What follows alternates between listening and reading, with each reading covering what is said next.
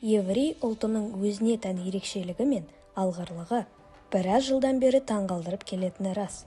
Әсіресе бала тәрбиесіндегі амалдарын үлгі етсек, шешім қабылдаудағы, тереңнен ойлаудағы қадамдары туралы ел арасында сөз бар. Ал бүгін ұсынылғалы отырған нақыл сөздер сіздерге пайдалы болары сөзсіз. Армысыз көрермен, біздің арнаға тіркеліп қоюды ұмытпаңыздар. Видеоны міндетті түрде соңына дейін көріңіз. Сонымен, еврей халқының нақыл сөздері мен мақалдары. Біз бастаймыз. Қонақ пен балықтың 3 күннен кейін иісі шыға бастайды. Ата-аналар балаларын сөйлеуге үйретсе, балалар оларды сөйлемеуге үйретеді. Адам тым болмаса әуесқойлық үшін өмір сүру керек. Жақсылар жаманды көріп үйренеді. Білмеймін деген, білемін деген кісіден көп біледі.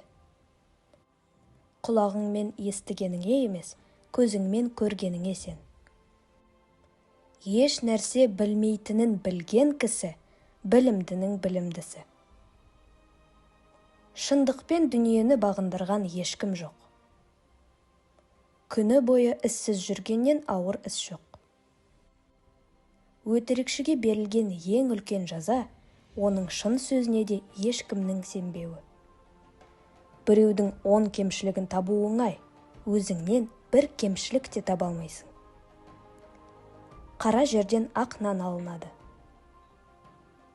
Бергеніңізді еске алмаңыз, ал алғаныңызды ұмытпаңыз. Байқадыңыздар ма? Еврей даналығы бала тәрбиесінен өмірдің мәніне дейін, отбасы болудың сырынан әлеуметтік теңсіздікке дейін қамтиды. Қызық болса, әрі қарай жалғастырамыз. Үйде ұрыс болса, аспандағы найзағайдың да дауысы естілмейді. Егер аспаннан тас жауса, міндетті түрде кедейдің басына түседі. Боран кішкентай отты өшіреді, бірақ үлкен отты үдете түседі. Айналаңдағыларды мойныңа отырғызғың келмесе, қатты еңкейме. Уәдені оңай беретін адамға сенбе. Кәріліктен емес, жалғыздықтан қорық. Бәрі қолайлы уақытты күтеді, ал уақыт ешкімді де күтпейді. Саған тек қана қайғысын айтып, ал қуанышын жасыратын адамға ешқашан сенбе. Алтын мен кітапты бірдей жерге түсіріп алсаңыз, алдымен кітапты алыңыз. Нағыз бай адам қолындағы барына шүкіршілік етеді. Өзгелердің қателігінен сабақ ал. Бәріне жақсылық істеген адам ешкімнен алғыс ала алмайды. Құдай адамға көп тыңдап, аз сөйлеуі үшін 2 құлақ пен 1 ауыз берді. Қайғы келмейінше жақсылық бағаланбайды. Ақшасының жоқтығына бәрі қапаланады, ал ақылының жоқтығына ешкім. Шынымен де, қазір ақша деген басты құндылықтардың біріне айналып кетті. Адамның миын осы ақша улап алды емес пе?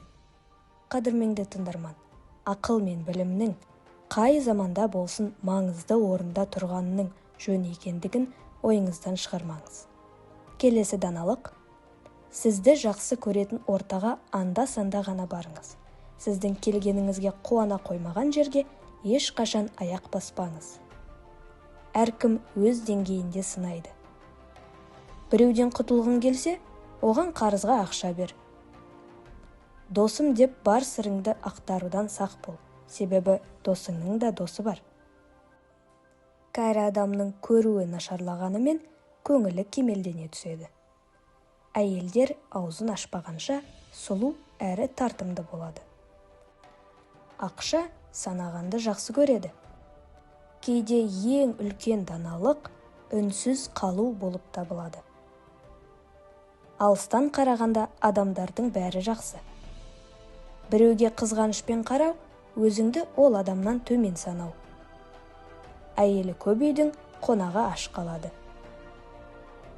Бәріне қолайлы адам болсаңыз, адамдарды басыңызға шығаруға дайын болыңыз.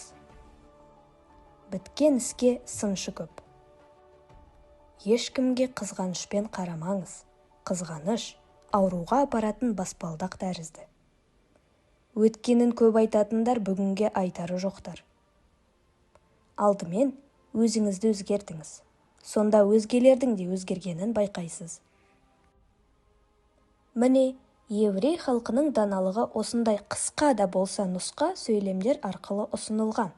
Ал олардың әрбіреуінің астарында жатқан түйін қаншама. Солай емес пе? Сізге бұл видео ұнаған болса, аямай лайк басыңыз. Комментарийге осы видео туралы пікіріңізді қалдырып, көру барысында түйген ойыңызбен бөлісе отырсаңыз болады. Одан бөлек, келесі видеоларға идея ұсынсаңыз да болады. Каналға тіркелуді ұмытпаңыз. Келесі видеоларда көріскенше сау болыңыздар.